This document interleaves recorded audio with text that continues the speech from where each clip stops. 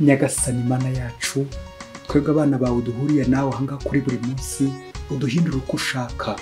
Ku izina ry'Imana Data n'Umwana na Roho Mutagatifu, amen. Amahoro bana b'Imana, nimuhumure, Kristo ni muzima, aleluya, aleluya, tumubere abahamya buri munsi. Kuri wa mbere tariki 25 Mata 2022 turahimbaza Mutagatifu Mariko, umwanditsi w'ivanjiri. Isomo rya mbere tugiye kuzirikana niryo mwero ya mbere ya Petero, umutwe wa 5 umurongo wa 5 kugeza ku 14. Bavandimwe, mwese ni murango no kwiyoroshya kugira ngo mushobore gufashanya kivandimwe, kuko byanditswe ngo Imana irwanya abikuza ariko abiyoroshya ikabagirira ubuntu. Nimwicishe bugufi rero munsi y'ukuboko kw'Imana mwuje ububasha, kugira ngo igihe nikigera izabashyire ejuru. Mujye muyitura imiruho yanyu kuko ibitaho. Murabe maso mumenye kwiramira, kuko umwanzi wanyu Sekibi ariho azerera nk'intare itontoma ashaka uwo yaconshomera. Nimukomere mu kwemera, muyinanire, muzirikana ko n'abavandimwe banyu bari ahandi ku isi bafite nabo bene iyo mibabaro. Nyamara nimumara kubabazwa igihe kigufiya, Imana nyir'ubuntu bwose yo yabahamagariye ikuzo rihoraho muri Kristo izabasubiza imbaraga, ibatera inkunga, ibakomeze kandi bagire indatsimburwa. Niharirwe ububasha uko ibihe bigenda bisimburana iteka, amen. Mbandikiye muri make nifashishije Silvani mbonamo umuvandimwe w'indahemuka, kugira ngo bashishikaze kandi bemeze ko ari ingabire nyakuri y'Imana mwihambiriyeho. Imbaga y'abatowe iri Babiloni irabaramutsa, kimwe na Mariko umwana wanjye. Nimuramukanye mu muhoberano wa kivandimwe. Abari muri Kristo mwese nimugire amahoro. Iryo ni ijambo ry'Imana. Zaburi ya 89. Nzaririmba iteka ryose impuhwe z'Uhoraho.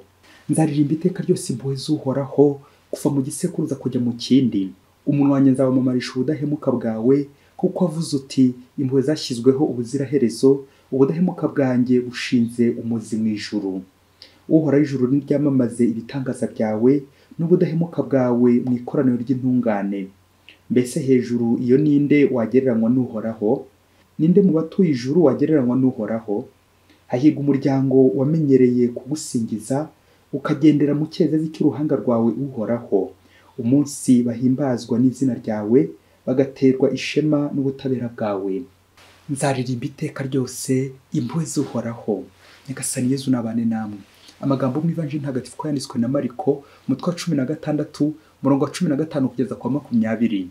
Muri icyo gihe Yezu wazutse abwira aba 11 ati, nimujye mu isi hose mwamamaze inkuru nziza mu biremwa byose. Uzemera akabatizwa azakira, utazemera azacibwa. Dore kandi ibimenyetso bizaranga abazaba bemeye. Mu izina ryanjye bazirukana roho mbi, bazavuga indimi nshya, bazafata inzoka. Nibagira kandi icyo banywa cyica ntacyo kizabatwara. Bazaramburira ibiganza ku barwayi bakire. Nuko Nyagasani Yezu amaze kubabwira atyo ajyanwa mu ijuru, maze yicara iburyo bw'Imana.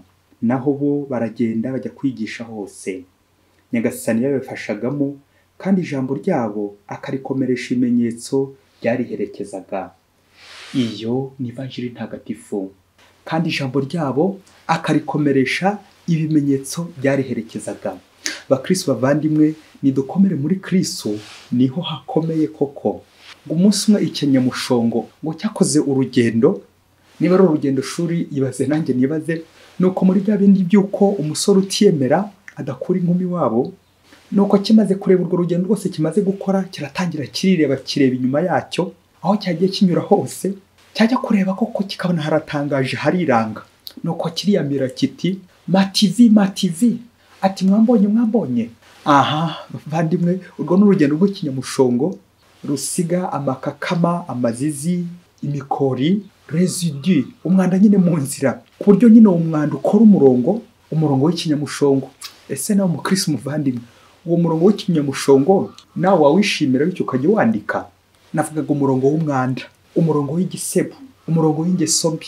Lemativi, mwambonye. Bana b'Imana, tugende ku masomo y'uyu munsi, ubwo duhimbaza Mutagatifu Mariko umwanditsi w'ivanjiri, ndetse no ku buzima bwe bwite bwa Mariko mutagatifu. Turazirikana ko abanye umunyamabanga wa Petero intumwa, ndetse cyane cyane n'umwanditsi w'ivanjiri. Tugereho kuzirikana ku kamaro k'umwanditsi mu ngingo igira iti, andika neza mu Kristo.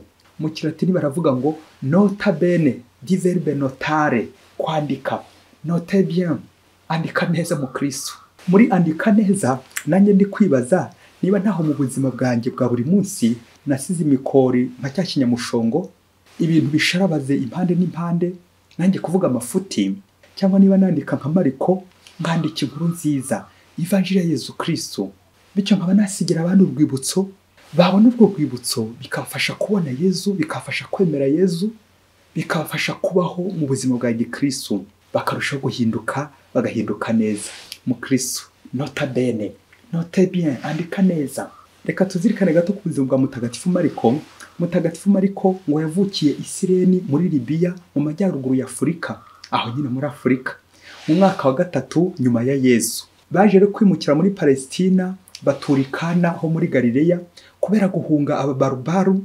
Banavuga ko igitangaza cya mbere Yesu yakoze ahindura amazi divayi, Mariko yari muri ubwo bukwe nawe ngumufasha. Izina rye ni Yohani.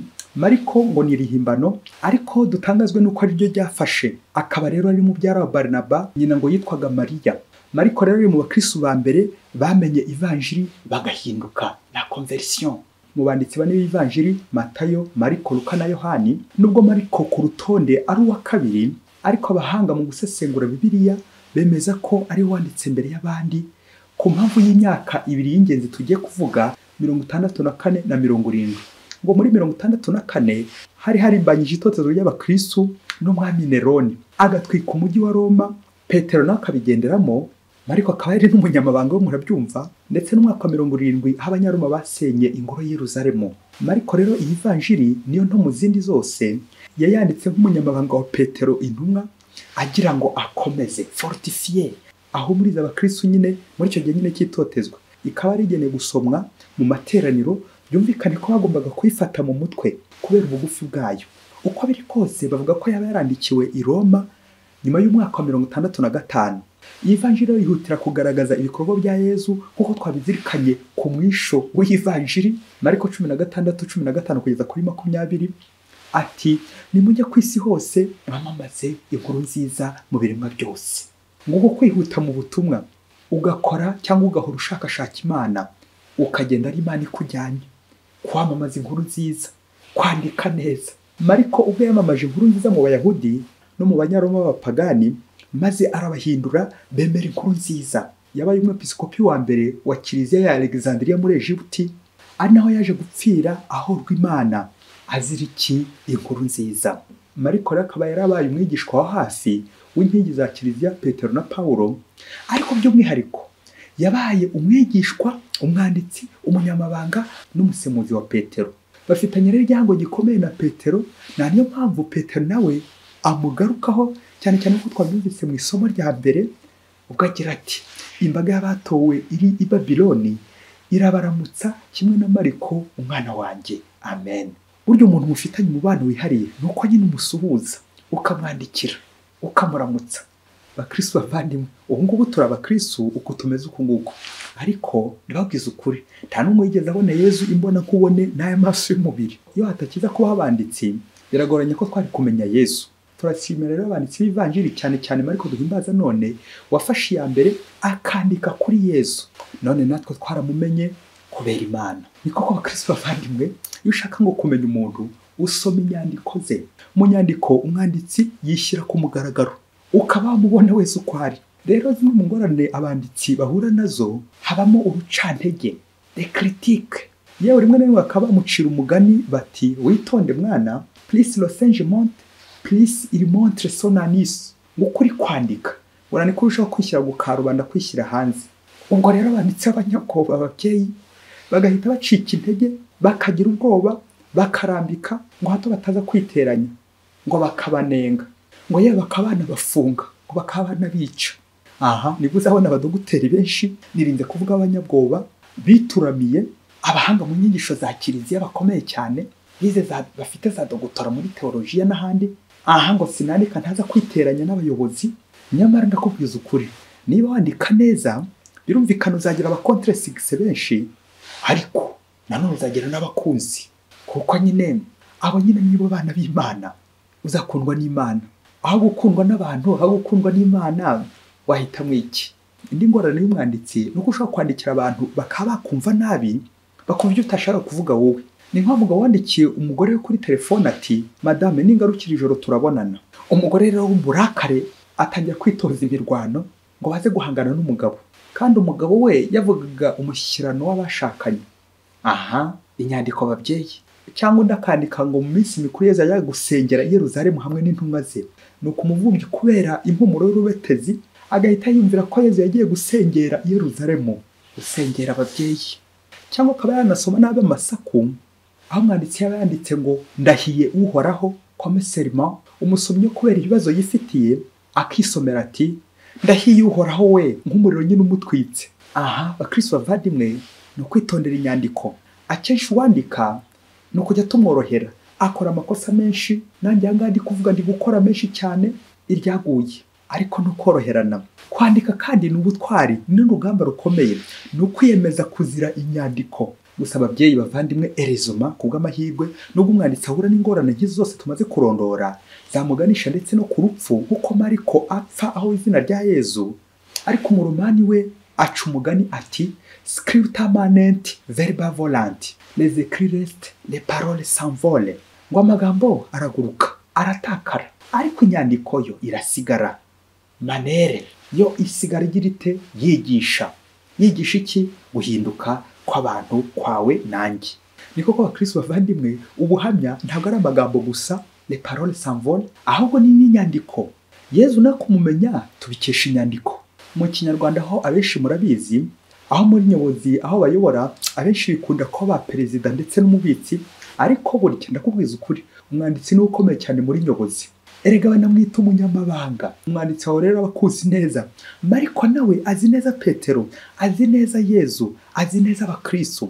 Mariko ni umukristo koko, kuko iyo wandika burya hari ubumenyi usumbya abasomyi, kuko inyandiko nyine irahindura, ikaba yaguhindura aho wanditse bwa mbere kurenza urayisoma. N'abatagatifu benshi bagiye bahinduka kubera iki? Kubera inyandiko nziza basomye. Mukristo nawe andika neza, ubyimenyereze. Ngarutse gato kwanditsa ibivanjiri uko ari 4 muri rusange no kuri Mariko by'umwihariko ane turi guhimbaza, ndagaruka ku bimenyetso nanjye kuvuga 4, kimwe kiranga buri wese nk'umuhamya wa Yezu Kristo ubwo amuvuga.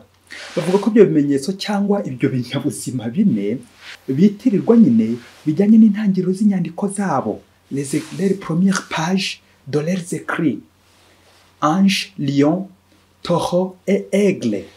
Uwa mbere ni Matayo, ivanjiri ye ishushanywa n'umumarayika enange. Nk'uko intangiriro ze havugwa ibisekuru bya Yezu n'umumarayika. Uwa kabiri ni Mariko, intare l'olion, n'ijwi ry'uvugira mu butayu ati nimwisubireho. Naho Luka ni ikimasa le taureau, byerekeza mu gutura ibitambo les sacrifices.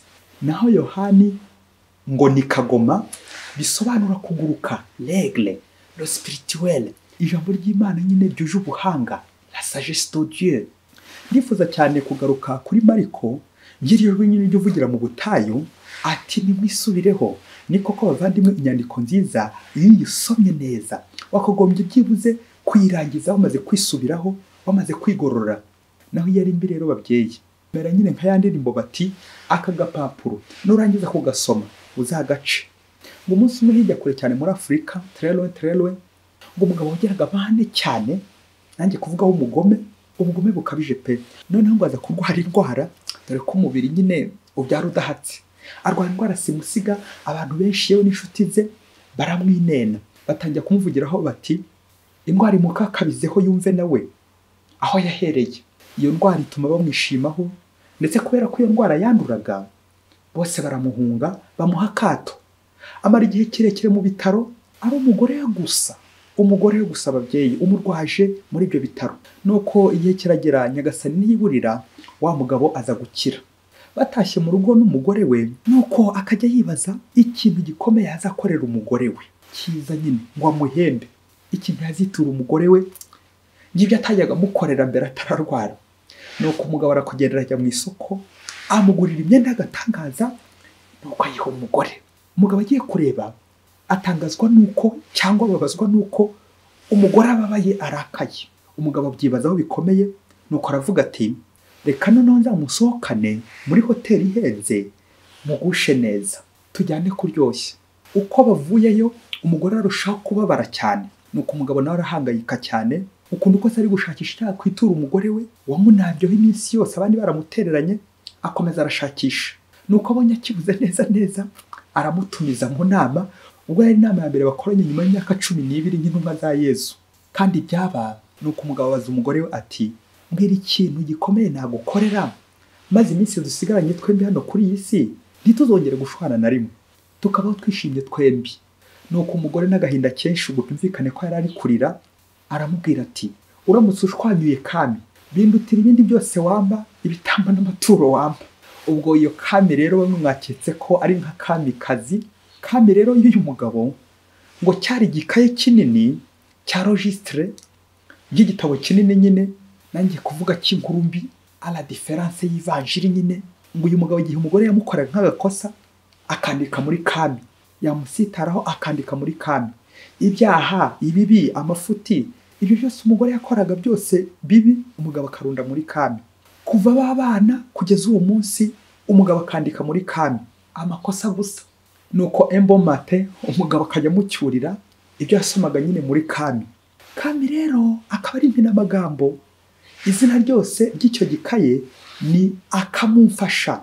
Akamfasha umugore, akamfasha gukosora no guhana umugore, akamfasha madame, akamumfasha kami. Nuko rero izina ry'icyubahiro uyu mugabo akarihina ngo akami, iyo u ihinduka i mu gifaransa akami.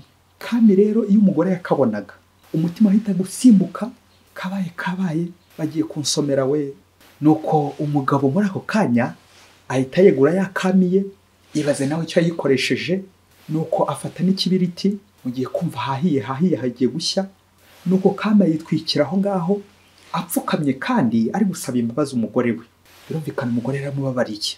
Guhera ubwo umunsi nyuma y'itwiko rya kami amahoro arahinda, urugo rurishima, he no kongera kwibuka amakosa y'undi, ahubwo bakomeza kwishimira ibitangaza bikomeye Imana yakoze muri urwo rugo. Uwo mugabo Imana yongeye kumuzura. Bakristo bavandimwe, ngiye inkuru nziza yo kwisubiraho, ngiye ivanjiri ya Mariko, ijwi ry'uvugira mu butayu ati, bagabo mukibitse kami ngo akamumfasha, nimutwike vuba na bwangu. Bagore namwe mucyandika za message z'uburakari, z'ubugome, nimwisubireho maze urugo rube nyabagendwa, urugo rurimo inyandiko nziza. Bantu mufatwa n'uburakari mukandika nk'ibinyamushongo, nivugiraga umwanda, kwandika ibitutsi, nirinze kuvuga ko umutuka ku babyeyi, ukandikira undi uburakari, imyanda yose ukayiroha aho ngaho nyine mu kirere mu nyandiko. Muri psychologie ndetse no muri morale hamwe itegeko rigera riti, dans la colère on n'agit pas. Ngo igihe cy'uburakari mubyeyi nyakubahwa, nyabuneka mujye wirinda kugira icyo ukora, ujye wirinda kwandika, ejo nawe utazaba kami. Mukristo muvandimwe mwana w'Imana, andika neza. Nota bene, uyu munsi uze gukora isuku mu byuma byawe, navugaga ibyuma kabuhariwe by'ikoranabuhanga. Icyitwa inyandiko cyose kibi kirimo, icyitwa amafoto mabi, filime mbi nyinshi cyane zanditse nyine nk'ibinyamushongo, urukozasoni navugaga, bityo uzivanemo, uzitwike nk'iriya kaye nyine ya kami, bityo hagume mu nyandiko nyine y'ivanjiri, inkuru nziza yo kwisubiraho nyine nk'iya Mariko mutagatifu, udusabire. Mwese Imana ibahe umugisha. Imana Data na Mwana na Roho Mutagatifu. Amen. Adi musumukura disiyansi